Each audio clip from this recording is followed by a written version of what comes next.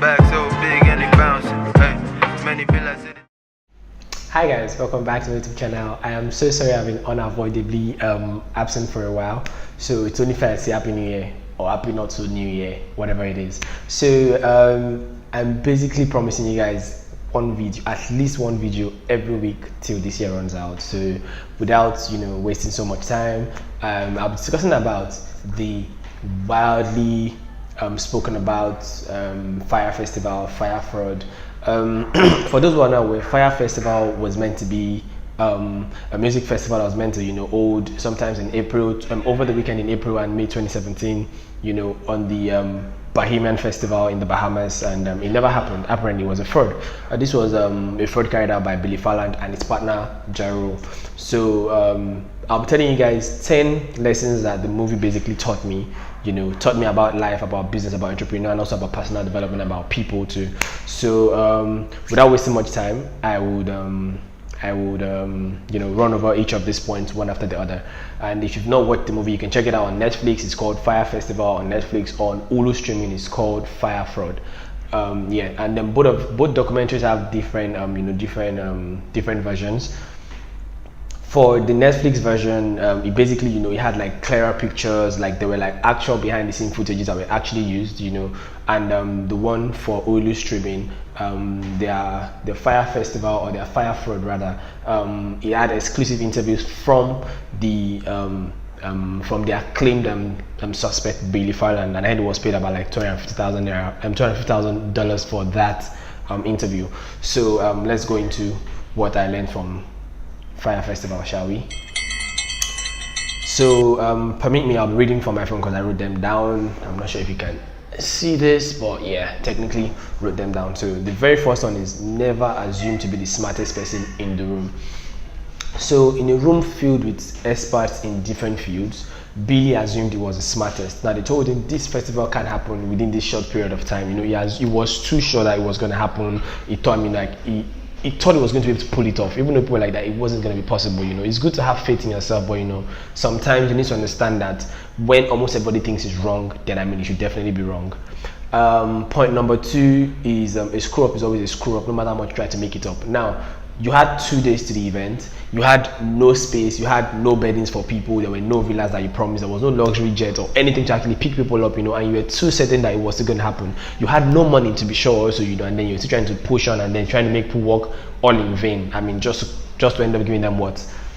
A hurricane used mattress and like a trashy place on the island, as opposed to the luxurious event you promised them.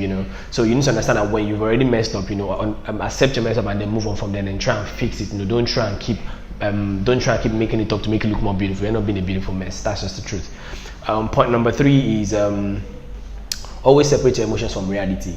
So now, in as much as he was trying to be the supposed entrepreneur of our time, he was hell-bent on making that event happen, even when it seemed absolutely impossible. Now, he couldn't separate the reality from his emotions. He was too emotionally invested in what he wanted to do that he forgot that there is a difference between emotional intelligence and also physical intelligence. Physically, business-wise, is a very, very, very smart and cunning businessman, but emotionally he wasn't ready to actually accept the reality of what was happening.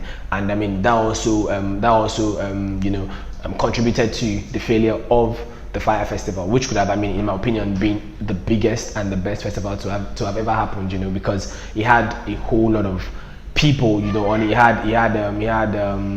it was meant to have like a whole lot of headlines actually, Major Lazer, a whole lot of people were like billed to actually be at this supposed luxury festival that people paid hundreds of thousands of dollars to actually be a part of. Like, it's crazy. It is honestly very crazy.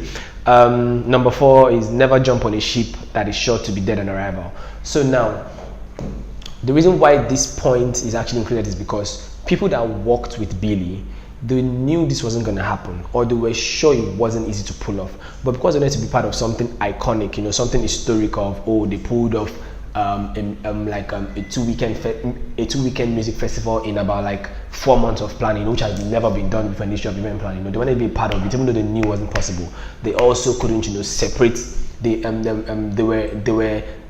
were trying to hide away from the truth, or rather hide away from the fact, and they knew it was an idea that was dead upon arrival, seeing the time of plan and also time of execution, Then number 5 is not everyone who is rich is truly smart. Some are just cunning, Someone said, oh, someone that probably made like $100 million, or maybe let's say someone that was able to make 10 million naira is not a dull person. I mean, yes, you're not dull, but that doesn't mean you are entirely the smartest person, because looking at Billy Fallon, you understand, is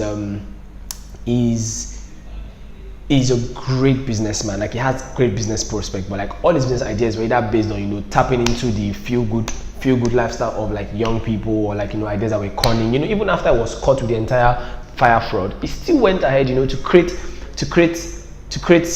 a bigger fraud, where him and his partner, I think Frank, like they kept sending out fake email messages to people that were like on the guest list for the Fyre festival, telling them, oh hey, hi, we have VIP tickets to the Grammys for sale, we have tickets for the Met Gala for sale, and there was absolutely no ticket, so I mean, it wasn't smart enough to understand that he needed to take a back seat and understand that he has already failed, rather than trying to push something that wouldn't eventually work. Point number 6 is being an entrepreneur means taking major ass risk. Now, if Fyre Festival happened and was successful, it would have been one of the greatest entrepreneurs of all time. You understand? Now, it takes a lot to be an entrepreneur. The same way the profits are a lot, that's the same way the risk is also a whole lot. Now, for you to actually make more money, you need to be able to, you need to have a very, very, very high risk appetite. So being an entrepreneur is not just a walk in the park, as opposed to what make it seem to be like. Point number 7 is be careful who you do business with, or who you associate yourself with. Now, Ja Rule didn't actively take part in the entire thing because he just came on board as a music legendary. They were partnered together to make the Fyre Festival work. Now, he wasn't actively involved in the planning. It was more or less an ad hoc or an executive, a non-executive member or partner, of the entire thing. Billy was one doing all the entire run around, pulling up the resources, of the funds and every other thing. Now, in every single time when they appeared on TV, Ja Rule always said, "Oh, my partner," and then when things went south, he like immediately pulled himself out, trying to be like, oh, like he was not a part of all this whole thing. Like, I mean, there was a festival that was meant to happen, but he didn't know how all of all this was happening.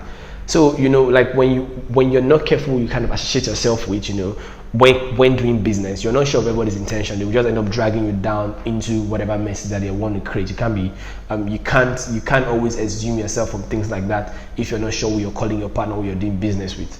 Point number 8 or 7, I guess. If it smells like a rat and it looks like a rat, my darling, it is a rat.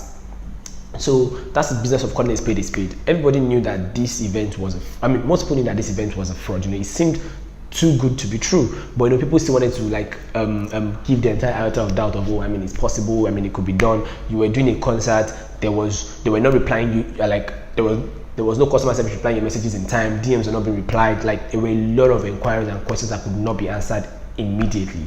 That should already raise a flag. Now, there were no pictures of the event. They used the same pictures from the production shoot that was done with the model and influencers. They used it all through the campaign period for the show. It would have sort of struck some sort of red flag, but still, I guess that's just people being people. You don't want to follow your instinct. So point number 8 or 9, you can't save everyone. That's the truth. Now, the head event planner, King, he could have pulled himself out of this whole thing, but when it came to push and shove, everybody literally ran for themselves. He ran away from the place. The other black guy that like got like all of the people to walk on the Bahamas Island, he had to run because people were coming for him. Like, he had to. So basically, always try to save yourself. Whenever shit goes south, always save yourself, because you can't save everyone. So look out for yourself first and foremost before any other thing that follows.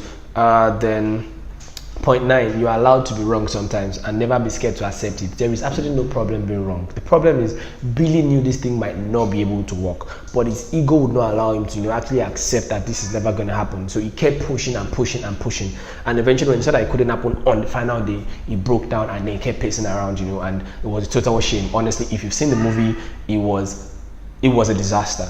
it was a disaster. Then to the first and final point, you can't be a jack of all trades. You cannot be an expert in every little field. You can't be the one that is pulling the money, bringing in the idea, executing the idea, planning the idea, creating strategy. You cannot be all in all. You understand? That's why they say jack of all trades is like the master of none. You can't be good in almost everything. So you need to, give people space to, come in and then step and let them step in, and then bring in their expertise. That's why you trust them and that's why you have them on your team. You can't always call the shots and then think you're an expert in every little business or matter. So basically that is those are like my 10 points and the 10 things I've learned from the movie Fyre Festival. If you've seen the Fyre Festival, please let me know what you think about it and also what you learned or what you love the most about the movie. If you haven't seen it, you should honestly truly see it. Try and see the Netflix version as opposed to the Hulu version, and I hope you guys love this movie. This is the movie review, but whatever this is meant to be, I hope you love it. I'm hoping I get to give you guys a video every week, as I said. Thank you so much, and hey, I'm definitely sure I'm killing it. Thank you so much, Jumia, for this shirt. I mean, it is absolutely beautiful. I wish you guys could see the shirt, but I mean, I'm sure you can see the shirt. It's from Jumia, by the way. It's quite affordable. Go to their fashion section and you can actually check for this particular shirt. It's called Killing It, and you can copy it for less than 3,000 naira. So thank you, and then until next, see you the next time. Bye.